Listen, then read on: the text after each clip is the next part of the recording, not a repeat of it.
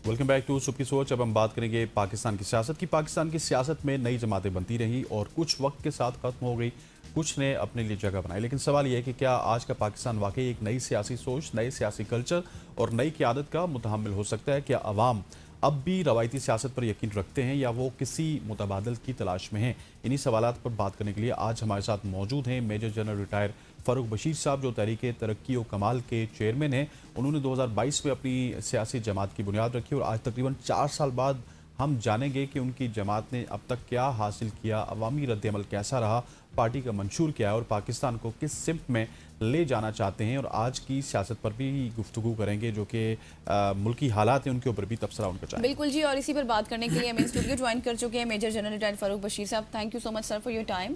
Sir, सबसे पहले तो यही बताएं कि 2022 के हवाले से बात की गई कि जब आपने अपनी तहरीके तरक्की व कमाल की बुनियाद रखी, तो क्या उसका बैकग्राउंड, आपका क्या विजन था, बुनियादी सोच क्या थी? पहले तो मैं ABN नेटवर्क का शुक्रगुजार हूँ कि आपने मुझे चैनल पे आज इनवाइट किया और मौका दिया कि मैं अपनी पार्टी और जो मेरे कुछ ख्यालात हैं उनका लोगों के साथ शेयर कर सकूं। मैं शुरू में ये बताता चलूं कि मेरा ख़ानदानी तौर के ऊपर सियासत से किसी किस्म का कोई ताल्लुक़ नहीं है। मेरे को कोई सियासी बैकग्राउंड के लोग होते हैं, वो सियासत में आना चाहते हैं, और ना ही मेरा खुद जो रवायती सियासत की आपने बात की है ना ही मैं खुद रवायती सियासत करना चाहता हूँ, ना मेरा वो माइंड सेट है। लेकिन ये एक हकीकत है कि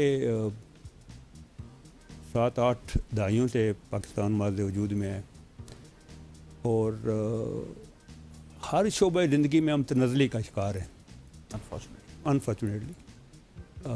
वेर एज़ पोटेंशल काफ़ी है मुल्क में भी और अवाम में भी। तो ये एक लम्हा फ़िक्री है कि क्यों है ऐसे, तनज़ली का शिकार हम क्यों हैं। तो मेरा जो मैंने डायग्नोज किया वो स्लाइटली डिफरेंट है बाकी जो सोच है उससे, कि मैं कहता हूँ कि ये बेसिकली एक सोसाइटल प्रॉब्लम है। क्योंकि सियासत भी जो है वो भी एक समाज के अंदर ही परवान चढ़ती है। तो अगर हर कोई ख़राब है, सियासतदान भी ख़राब हैं, बिजली का महकमा भी ख़राब है, पुलिस भी ख़राब है, टीचर्स भी ख़राब हैं, तो इसका मतलब है कि सोसाइटी में कुछ प्रॉब्लम है। क्योंकि ये सारे लोग जो है सोसाइटी से आते हैं, भी तो हमसे ही है। हमसे ही है। तो मेरी जो आगे जब चलेंगे तो मैं आपको मेरी पार्टी का जो सिंपल स्लोगन भी है ना, कोई हाई साउंडिंग नहीं है, वो ये है कि हम बदलेंगे तो बदलेगा पाकिस्तान।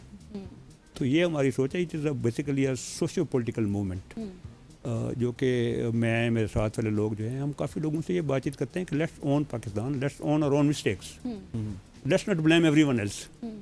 और उसके बाद फिर ये बेहतरी आना शुरू हो जाएगी। अगर हम वही रवैया रखें तो उसका तो नहीं हो सकेगा।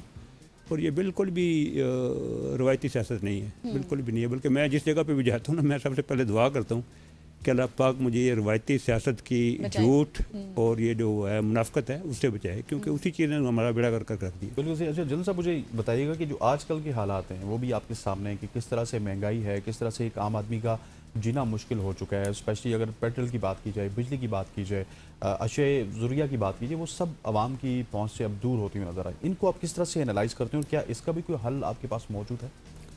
तो इसका हल जो है वो लॉन्ग टर्म में और पेनफुल है। हम लोग चाहते हैं कि अवाम को खुश करने के लिए, लोगों को खुश करने के लिए हम हकीकत नहीं बताते। वो जो आपने बात की ना कि मैंने पार्टी 2022 में लॉन्च की, तो एक मैं सेगमेंट आपको भेजेंगे। उस वक्त मैंने कहा था कि जो मौजूदा हालात हैं 22 में मैंने कहा था ये और टफ होंगे। अपनी ओपनिंग इनाग्रल स्पीच मैंने कहा था। और मैंने कहा अगर कोई भी शोबदाबाद आपके आके कहता है कि ये ठीक हो जाएगा तो ठीक नहीं होगा। अगर इधर भी कोई रोकने में कामयाब हो जाता है तो ये भी बड़ी कामयाबी वाली बात है। तो वैसे ही हो रहा है। पिछले 4 साल से और ही चीज़ें ख़राब से ख़राबतर होती जा रही। कुछ जो इंटरनेशनल इन्वायरमेंट है उसने भी इफेक्ट डाला है, उसको बंदा डिनाई नहीं कर सकता। एक चीप पॉपुलैरिटी के लिए बंदा है कि जी आज से ठीक हो सकती है। इंटरनेशनल इन्वायरमेंट में ऑयल प्राइसेस बढ़ी हैं, एनर्जी प्राइस बढ़ी हुई हैं, तो उसका पूरी दुनिया में इफेक्ट है। लेकिन जो हमारे यहाँ प्रॉब्लम है वो ये है कि हमारी प्रायोरिटीज़ ठीक नहीं है। हमारे जो एक तो इनकम कम है, उसके ऊपर हमारी प्रायोरिटीज़ ठीक नहीं है। मैं कल परसों गया हुआ था कोटा एक मीटिंग के लिए, तो आई सा वेरी स्ट्रेंज थिंग। छोटा सा बाजार है कोटा का जी, जो उसकी मेन रोड है उसके दोनों तरफ आर्क्स बना रहे हैं ब्यूटिफिकेशन के लिए। उसने सड़क और तंग कर दी है, करोड़ों रुपए खर्चा होगा उसके ऊपर। वही करोड़ों रुपए स्कूल पे लग सकते हैं, वही करोड़ों रुपए लोगों को दवाई के लिए लग सकते हैं, लेकिन एक हमारी प्रायोरिटीज़ ठीक नहीं है। फिर ये जो हमारे मराद प्रोटोकॉल ये चीज़ें जो है ना, इसने भी हमारी इकॉनमी को काफ़ी वो किया हुआ है। फिर एक बड़ी वो टर्मिनोलॉजी है एलीट कैप्चरिज्म जो हुई है ना, एलीट कैप्चर जिसको कहते हैं, कि आप इक्वल मौके नहीं देते लोगों को, मुआशी इंसाफ ही नहीं है। कुछ लोग बैठे हुए हैं ऊपर, वो अमीर से अमीरतर होते जा रहे हैं, आम आदमी जो है उसका बिजनेस फेल होता जा रहा है। तो ये एक इन्वायरमेंट ठीक हो तो फिर इकोनॉमी भी ठीक हो सकती है, लेकिन ये एक लंबा काम है। अगर कोई भी कहना 2 साल में ठीक हो जाएगा, अभी भी अगर स्ट्रक्चरल रिफॉर्म की जाए तो मे भी 8-10 साल के बाद कुछ पॉजिटिव अच्छे रिजल्ट आने शुरू हो जाएंगे, लेकिन unfortunately we are not moving in that direction. Yes yes yes yes. बिल्कुल, जिस तरह से सर आपने कहा हमारी प्रायोरिटीज़ ठीक नहीं है, लेकिन अब देखिए ऐसे में जिस तरह हमने अपने इब्तिदा में भी बात की थी कि नई पार्टीज बनती हैं, ठीक है, आपकी भी है, इसके अलावा और भी हमने बहुत सारी पार्टीज देखी हैं, लेकिन आई थिंक सो कि लोगों को इस चीज़ में अब इंटरेस्ट नहीं रहा। जब लोगों के अपने हालात ही ठीक नहीं होंगे तो वो क्या पार्टी की तरफ जाएंगे या क्या किसी मंशूर की तरफ जाएंगे, क्योंकि वो अब थक चुके हैं, उनको पता है कि जितना भी कर लो कुछ भी हमें रिलीफ देने के लिए कुछ नहीं मिल रहा। मतलब मुझे 4 से 5 साल हो गए स्ट्रगल में, बड़ी ग्रास रूट लेवल से की है, क्योंकि मेरी कोई वो बताया ना कि पॉलिटिकल बैकग्राउंड नहीं है, exactly. ना ही मैं कोई बिलियनर हूँ कि जी मैं वन डे में मीडिया के ऊपर सारे मेरे गिर्द इकट्ठे हो जाएं। जब मैंने शुरू की तो कुछ लोगों ने मुझे कहा कि शायद मैं कोई लाइंड आदमी हूँ, तो 1-2 जगह पे उन्होंने मुझे कहा भी कि जी आप जो है वो स्पॉन्सर्ड हैं। मैं कहा जो स्पॉन्सर्ड होते हैं वो एक दिन में आके प्रेस कॉन्फ्रेंस करते हैं और हज़ारों लोग शामिल हो जाते हैं बीच में। मैं तो गली गली कुचे कुचे में फिर रहा हूँ अपना आइडिया लेके। तो ये लोगों के साथ अभी मेरा जो इंटरेक्शन है उसमें यह है कि लोग सच सुनने के लिए तैयार हैं। बिल्कुल। मैं आज से कोई 5 साल पहले जब शुरू की थी ना, बिल्कुल, तो मैं मुल्तान में एक स्टूडियो में था, उन्होंने बाजू ने कहा कि जी आपकी नज़र में कोई नई पार्टी की स्पेस है? तो मैंने कहा जी बहुत बड़ी स्पेस है। तो थोड़े से हैरान से हो गए, कहते जन साहब कैसी स्पेस है? मैंने कहा सच की स्पेस है, क्योंकि लोगों के पास इतना झूठ बोला गया है, इतना झूठ बोला गया है कि अभी अगर आप उनको सच बात करें ना, बेशक कड़वी भी होती है, लेकिन थोड़ी देर के बाद वो रिफ्लेक्ट करते हैं, हाँ यार ये बंदा जो बात कर रही है ठीक है। तो मैं तो किसी जगह पे जाके सच बाग नहीं दिखाता, कुछ नहीं बताता। मैं कहता हूँ पहले तो अपने आप को ठीक करें, क्योंकि हम we are part of this equation. हाँ, हम इस इक्वेशन का हिस्सा हैं, और उसके बाद जो रियासती पॉलिसियाँ हैं उनको भी ठीक करने की कोशिश करें।